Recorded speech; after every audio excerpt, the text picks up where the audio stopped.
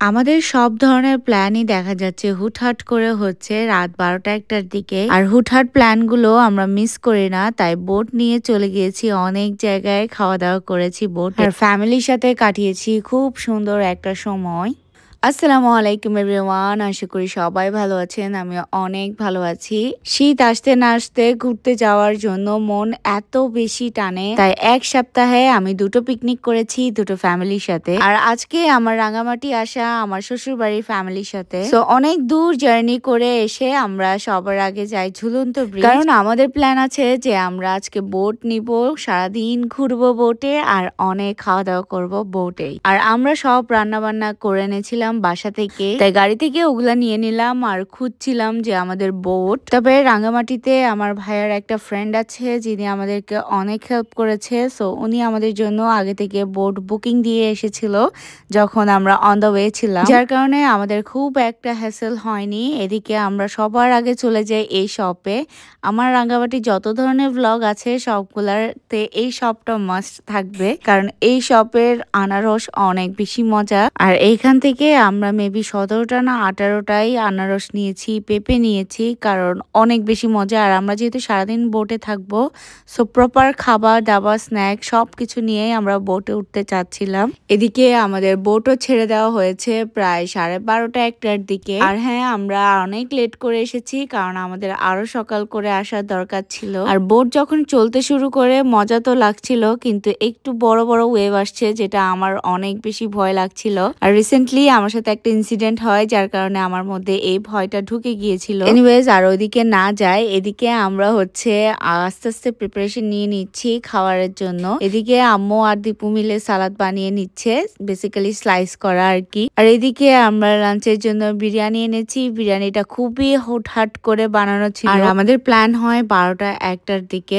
তখন আম্মুকে জানানো হয়নি কারণ উনি ঘুম ছিল। আর উনি যখন সকালে জানতে পারে যে আমরা রাঙ্গামাটি যাব, তাই উনি হুটহাট করে বিরিয়ানিটা রান্না করলো। আসলে হুটহাট প্ল্যানও মজা, খাবারও মজা। এদিকে আমরা খাওয়া দাওয়া করে আনারসও খেয়ে নিলাম আর পুরো ভিউটাই এনজয় করছিলাম বসে বসেই।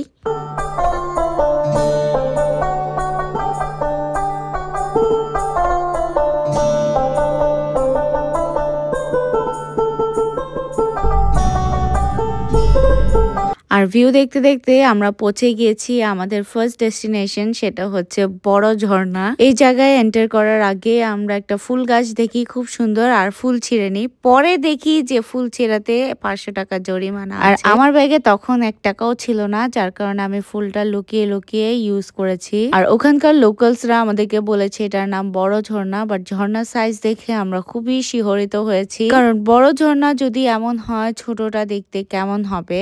এনিওয়েজ, ঝর্ণাকে যদি ইগনোর করা যায় তাহলে বাকি সাইডে সবকিছুই অনেক সুন্দর ছিল। একটা ডিফারেন্ট ভিউ ছিল। সব থেকে বেশি ওখানে ফ্যাসিলিটিস আছে, যেমন ওয়াশরুমের এন্ড হচ্ছে শপের। সো তোমরা একটু চা কফির ব্রেক চাইলে ওখানে একটা শপ আছে, ইজিলি খেতে পারবে। পর আমরা একটা ডাবের দোকান থেকে ডাব নিয়ে আবার বোটে উঠে পড়ি। সো ডাব খেলাম, ডাবের ভেতর নারিকেলটাও খেলাম। আর আমরা তখন যাচ্ছিলাম পলওয়েল পার্ক, কারণ ওখান থেকে পলওয়েল পার্ক একটু দূরে। সো তাড়াতাড়ি বোট ঘুরিয়ে ফেলেছি আমরা যাওয়ার জন্য, কিন্তু যাওয়ার পথে আমাদের সামনে পড়ে আদিবাসীদের একটা মার্কেট। সো এইখানে যাওয়ার জন্য আমি খুব এক্সাইটেড ছিলাম। তার থেকে বেশি এক্সাইটেড আমার শাশুড়ি ছিল, কারণ আমার শাশুড়ির মার্কেটের প্রতি একটা আলাদা ফ্যাসিনেশন কাজ করে।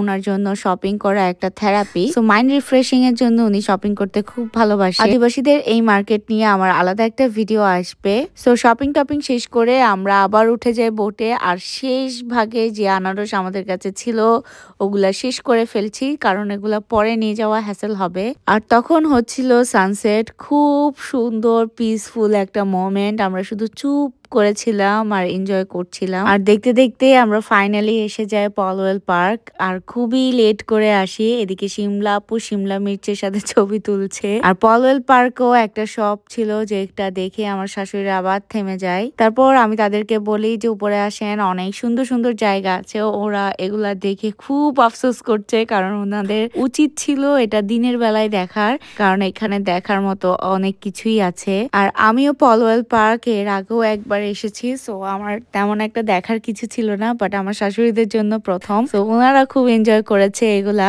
অনেক ছবি টবিও তোলা হয়েছে ওনাদের। তারপর আমরা আমাদের বোট ছেড়ে দিয়েছি আর গাড়িতে উঠে পড়েছি। আল্লাহ হাফেজ।